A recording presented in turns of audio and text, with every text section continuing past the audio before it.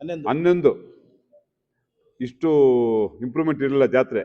ಆಗಿನ ಕಾಲಕ್ಕೆ ನಮ್ಮ ಆಜ್ಞಾನವರು ಒಂದೇ ಒಂದು ಮಾತಿಗೆ, ಆ ಕಾಲಕ್ಕೆ ಇವತ್ತೆಲ್ಲರೂ ಫ್ರೀ ಮಾಡಿದ್ದಾರೆ. ಆ ಕಾಲಕ್ಕೆ ಸುಮಾರು ಆ ಕಾಲದ 6 ವರ್ಷ ಖರ್ಚು ಮಾಡಿ ಒಂದೇ ದಿವಸ ಯಾರು ಮಾಡಿರಲಿಲ್ಲ.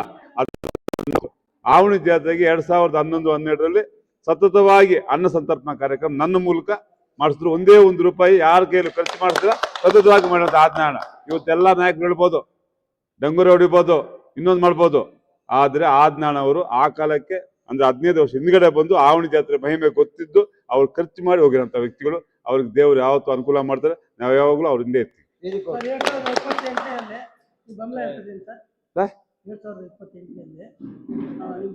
ಇರುತ್ತೆ, 100% ಇರುತ್ತೆ.